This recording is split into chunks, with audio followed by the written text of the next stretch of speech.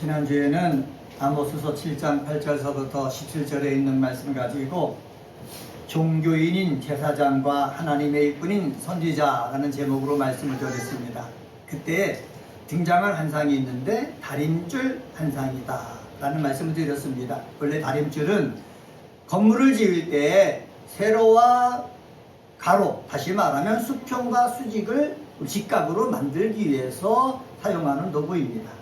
건물을 지을 때 우리 다림질 줄을 사용하지만은 아모스서 7장 속에서 하나님께서 다림줄을 가지고 잰다라고 했을 때는 이미 지어진 건물이 어떻게 되어졌는가 살펴보기 위해서 다림질 줄을 내린다고 그랬습니다. 그래서 북이스라엘 백성들의 삶 가운데 하나님께서 다림줄을 내려놨더니 이게 삐뚤어졌다는 거예요. 삐뚤어지면 무너질 수밖에 없거든요. 그래서 하나님께서 뭐 하겠다? 심판하시겠다 말씀하신 것입니다.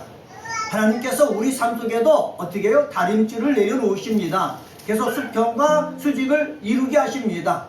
우리는 예배 시간마다 와서 찬양을 부리고 그리고 기도하고 말씀을 들으면서 내 삶이 이 하나님의 다림줄에 놓여졌을 때에 똑바로 되어져 있는가 아니면은 삐뚤어져 있는가 살펴보고 삐뚤어져 되어 있다면은 어떻게 해요? 주님 앞에 죄를 고백해 가지고 내 삶을 바르게 반듯하게 만드는 귀한 믿음의 사람이 되어야겠다라는 거 하나님께서 아모스 선지자를 통해서 주신 귀한 말씀입니다. 오늘 저희들이 함께 교독한 아모스서 8장 1절서부터 13절 말씀은 여름과일 한 광주리 환상입니다. 한번 따라서 해봅시다. 여름과일 한 광주리 환상. 예, 제가 이 여름과일 한 광주리 환상 이렇게 제목을 이번에는 쉽게 정했는데 원래는 주님께서는 내 모든 삶을 알고 계십니다 이렇게 정하려고 하다가 우리 쉬운 제목을 제가 택했습니다. 1절에 보면은 뭐라고 말을 하고 있느냐 하면은 1절 하반절에 이렇게 말합니다. 보라 여름 과일 한 광주리라 이렇게 얘기하고 있거든요. 여름 과일은 우리 시각적인 의미뿐만 아니라 여기서 사용하는 단어가 있는데 그것은 바로 뭐냐면은 여름 과일은요 어떻게 해요? 상하는 시간이 짧습니다. 수박을 갖다가 어제 저희 사왔거든요. 아주 큰 수박입니다. 근데 겉으로 볼 때는 싱싱해 보이거든요. 그런데 칼을 내가지고 잘라봤더니 이미 너무 많이 익은 거라는 거지요. 그러니까 여름 과일은요 보기에도 아주 멋있고 먹음직스럽게 보이지만은 단점이 하나 있는데 어떻게 한다? 쉽게 상한다라는 것입니다. 북이스라엘 상황이 여로보암 2세 때에 번영을 했습니다. 번영을 하고 있는데 번영하고 있는 북이스라엘을 향해서 여름 과일 한 광주리를 보이는 것은 너희 눈에 볼 때는 이렇게 멋있고 맛있고 아주 그냥 풍요로워 보이지만은 너희들은 썩을 때가 되어가지고 심판받을 때가 됐다라는 것을 알려주기 위해서 여름 과일 한 광주리 환상을 누구에게 보이는 겁니까? 아모스에게 보인 거예요. 그리고 아모스에게 보여서 아모스로 하여금 누구에게? 북이스라엘 백성들에게 알려주라는 것입니다. 2절 상반절에 보면은 성경에 뭐라고 그러느냐? 하나님께서 이렇게 말합니다. 그가 말씀하시되 아모스야 내가 무엇을 보느냐? 여름 과일 한 광주리를 봤거든요. 근데 무엇을 보느냐? 여름 과일 한 광주리를 보는 거죠. 그런데 하나님께서는 눈에 보이는 것이 중요한 것이 아니라 여름 과일 한 광주리를 보인 그 의미를 네가 아느냐라는 것이죠. 그 의미를 알려주기 위해서 우리 하나님께서 아모스에게 설명해 주신 것입니다. 지금 눈에 보이는 것은 풍요롭고 먹음직스러워 보이지만은 곧 썩을 것이다.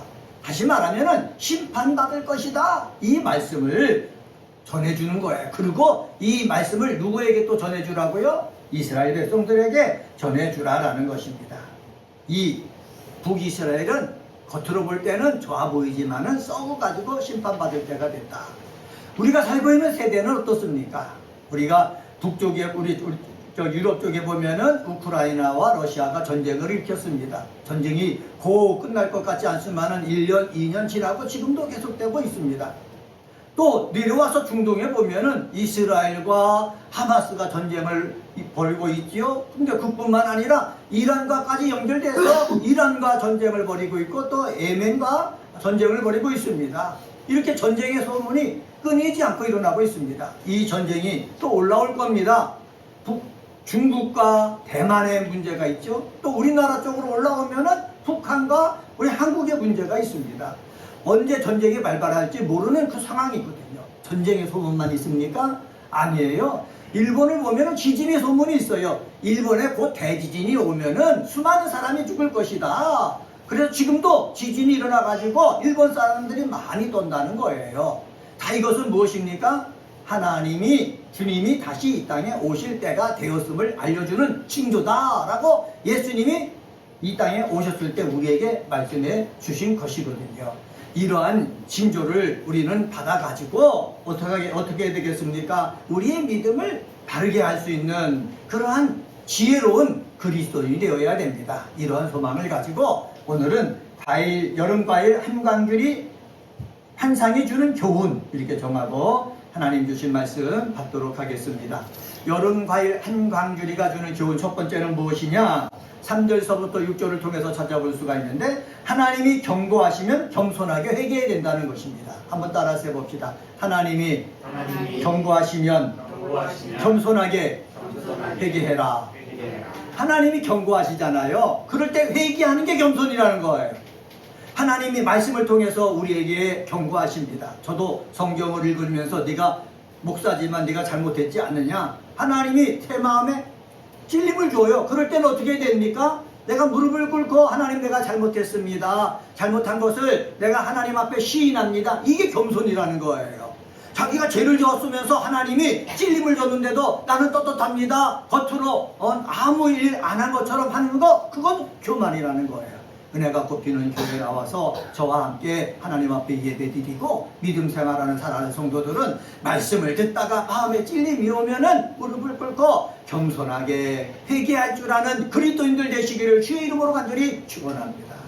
찬양을 부를 때도 마찬가지예요. 기도할 때도 마찬가지예요. 찬양하고 기도하다가 또 믿음의 사람과 교제하다가 아 내가 이걸 실수했구나 잘못했구나 라는 느낌이 들면은 뭐 할 줄 알아야 된다? 회개할 줄 알아야 된다. 이것이 하나님께서 성경에 기록해가지고 우리로 하여금 읽게 하고 성경에 기록된 것을 성령께서 역사하셔서 조명하여서 우리로 하여금 깨닫게 해주시는 은혜인 것입니다. 그런데 이런 은혜 속에 들어가지 못하면 그 사람은 어떻게 해요? 멸망받을 수밖에 없는 거예요. 이스라엘의 초대왕이 있습니다. 사울입니다. 겉으로 볼 때 사람들이 볼 때 얼마나 잘생겼는지 늠름하게 생겼는지 아 이 사람은 다른 나라처럼 우리나라의 왕으로 삼았으면 좋겠습니다 라고 원해가지고 하나님께서 사울을 왕으로 삼아주십시오 요청했던 사람입니다. 그래서 하나님께서 마지못해서 사울을 왕으로 삼았지 않습니까? 이 사울은요 믿음이 있었습니다. 성령의 충만함을 받았던 사람입니다. 지도력도 있는 사람입니다. 근데 이 사울이 너무 능력이 있다 보니까 교만해진 거예요. 교만해지다 보니까는 제사장이 하나님 앞에 예배를 집례해야 되는데 자신이 예배를 집례하고 자기 마음대로 한단 말이죠. 그러면 하나님이 너 이거 잘못했다. 내가 너의 이 왕의 자리를 내가 옮기겠다 했으면은 어떡합니까? 무릎을 꿇어야 되는 거예요. 하나님 내가 잘못했습니다. 앞으로는 내가 하나님 말씀에 순종하겠습니다. 겸손하게 회개할 때에 사울왕은 사울왕의 역할을 계속해서 감당할 수 있었을 것이라는 것이지요. 그런데 사울왕은 교만했습니다. 에이 하나님이 안 도와주면 내가 이 나라 뭐 이끌지 못해? 그래가지고 자기 중심으로 나가는 거예요. 그러다 보니까는 자기도 죽지요. 아들도 죽지요. 다윗 왕이 있습니다. 다윗 왕이 하나님의 도우심 받아서 전쟁을 해가지고 많은 나라를 점령하고 부국으로 만들었습니다. 부국으로 만들다 보니까는 다윗도 교만이 싹튼 거예요. 그래서 하루는 야 나를 따르는 우리 군사들이 얼마인가 우리 백성들이 얼마인가 내가 조사 좀 해봐야 되겠다. 인구조사를 요압 장군에게 명령을 옵니다. 요압 장군이 이 말을 듣고 뭐라고 그런 줄 아십니까? 이제까지 하나님의 도움받아 여기까지 왔는데 왜 하나님만 의지해야지 왜 사람들 수를 세봅니까? 하지 않았으면 좋겠습니다. 그럼에도 불구하고 다윗은 요압에게 명령해가지고 조사하게 합니다. 조사를 마치니까는 하나님이 누굴 보낸 줄 아십니까? 선지자 갓을 보낸 것입니다. 선지자 갓을 보내서 하나님만 의지했던 사람이 교만해졌다. 그래서 하나님께서 너에게 심판을 내리기로 결정하셨다. 이 말을 들었단 말이죠. 이 말을 듣는 순간 다윗은 어떻게 했습니까? 받아들였어요. 그리고 회개했습니다. 여러분, 회개는 내 겸손의 표현입니다. 우리 은혜가 꽃피는 교회 그리스도인들은 하나님 말씀 들려서 내가 잘못했다라는 것을 깨달았을 때에 겸손을 표하기 위해서 주님 앞에 무릎을 꿇고 뭐 할 줄 아는 사람? 회개할 줄 아는 사람이 되어야 되는 거예요. 오늘 성경에 보면은 하나님께서는 확실하게 말씀하셨습니다. 어떻게 확실하게 말씀하신 줄 아십니까? 내가 다시는 그를 용서하지 아니하리라. 하나님께서 아모스 선지자를 통해서 확실하게 말씀한 거예요. 내가 다시는 이 북이스라엘을 용서하지 않겠다. 이제까지는 잘못했어도 우리처럼 하나님 앞에 고백하고 자백하고 잘못했습니다 하면 용서하잖아요. 그런데 지었던 죄 또 짓고 하나님이 하지 말라는 것도 하고 계속하다 보니까는 하나님께서 이 죄가 가득 찬 거예요. 그래서 그냥 있을 수가 없으니까는 이 북이스라엘을 뭐 하겠다? 심판하시겠다고 하신 거예요. 북이스라엘 심판하겠다고 라는 말씀을 들었을 때 이들이 해야 될 일이 무엇입니까? 겸손한 거예요. 무릎을 꿇고 회개해야 되는 거예요. 그런데 이들은요, 회개하지 않았어요. 왜 그런 줄 아십니까? 여로보암 2세 때에 아까 제가 말씀드렸잖아요. 경제가 번영한 거예요. 다 먹고 사는데 부족함이 없는 거예요. 나라가 안정되는 거예요. 나라도 튼튼한 거예요. 이렇게 튼튼하고 우리가 잘 살고 잘 먹고 있는데 무슨 멸망이 오느냐? 어떻게 해요? 기로 흘려들었다는 거예요. 기로 흘려들었다 보니까는 나중에 아수르란 나라를 통해서 북이스라엘은 어떻게 해요? 멸망돼서 없어져 버린 거예요. 근데요, 여러분, 요나 보세요. 요나 당시에 니느웨 성을 하나님께서 멸망하기로 작정했어요. 이것을 가지고 요나 선지자에게 가서 외치라고 그랬어요. 요나 선지자가 가서 외쳤더니 그들은 어떻게 했어요? 회개했다고 그랬어요. 하나님을 믿는 사람이 아니지만은 하나님께서 심판해서 이 나라를 없애버린다고 하니까는 이 말을 듣고 그들은 겸손하게 무릎을 꿇고 회개했다는 거죠. 겸손하게 무릎을 꿇고 회개할 때 빛이 있는 거예요. 소망이 있는 거예요. 생명이 있는 거예요. 하나님의 도움이 있는 거예요. 우리들도요, 늘 내 잘못한 것을 느끼게 된다면은 겸손하게 회개할 줄 아는 믿음의 사람이 되시기를 주의 이름으로 간절히 축원합니다. 회개를 안 하니까는 하나님께서 아모스를 통해서 얘기합니다. 너희들이 어떤 죄를 짓고 있는지 아느냐 하면서 얘기하는데 이렇게 말씀합니다. 너희들이 악한 자에 가난한 자를 삼키고 있다 이렇게 얘기합니다. 그리고 힘없는 자를 망하게 하고 있다 이렇게 얘기하고 있습니다. 가난한 자를 삼키고 힘없는 자를 망하게 하는 거, 이거는 하나님의 백성이 해서는 안 될 일입니다. 이스라엘 백성이 출애굽을 했습니다. 시내산에서 언약을 맺습니다. 나는 너의 하나님이 되겠다. 너는 내 백성이 되라. 그러면서 하나님께서 십계명을 주셨습니다. 십계명의 내용이 무엇입니까? 간단하게 말씀드리면은 1에서부터 4계명은 하나님과 관계를 좋게 해라 라는 뜻이고, 5에서 10계명은 이웃과의 관계를 좋게 하라는 거예요. 이웃과의 관계를 좋게 하는 것이 하나님 나라 공동체가 해야 될 일입니다. 그런데 살다 보면 세상 욕심이 들어오거든요. 들어오면서 자기만 높아지려고 해요. 교만해지려고 해요. 자기만 가지려고 해요. 그래서 하나님의 한 백성, 한 공동체이지만은 저가 못 살든 저가 노예가 되든 상관하지 아니하고 저들을 짓누르고 압박하고 저들에 있는 것을 뺏어가지고 다 누구 주머니에 넣으려고 해요? 자기 주머니에 넣으려고 한다는 것이죠. 이런 것들이 차고 차서 하나님 보실 때에 뭐 할 수밖에 없다? 심판할 수밖에 없다? 이렇게 여겨진 거예요. 그래서 하나님께서는 이 얘기를 하시면서 심판하시겠다고 하는 거예요. 하나님이 이 말씀하셨으면 이들이 해야 될 일이 무엇입니까? 엎드려서 회개해야 될 일이죠. 근데 그들은 뭐 하지 않았습니까? 회개하지 않았어요.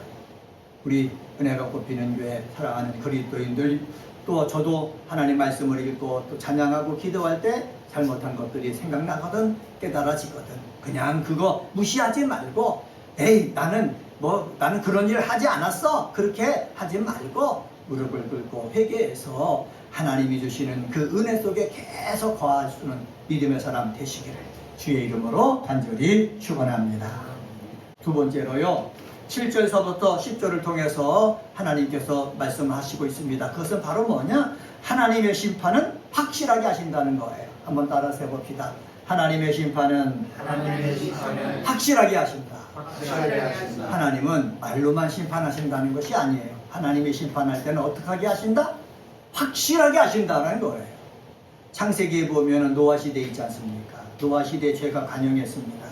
관영하다 보니까는 하나님께서 이 세상을 뭐 해야 되겠다? 심판해야 되겠다라고 마음의 결정을 내리셨어요. 그런데 중요한 것이 있습니다. 하나님은 심판하실 때 확실하게 하는데 하나님을 믿는 사람들, 의롭게 믿는 사람들을 구원하신다는 거예요. 그래서 노아에게 방주를 짓게 합니다. 노아는 하나님 말씀 믿었기 때문에 방주를 짓습니다. 방주가 완성됐어요. 노아와 아내와 그 가족들이 거기에 들어갔습니다. 노아가 말합니다. 방주를 지었으니까 여기에 들어오시오. 들어온 사람은 하나님 심판할 때 살 수가 있습니다. 그렇게 얘기해도 들어오지가 않는 거예요. 그런데 비가 옵니다. 비가 올 때는 이미 하나님께서 방주의 문을 닫으라고 명령하신 겁니다. 하나님은 심판하실 때는 확실히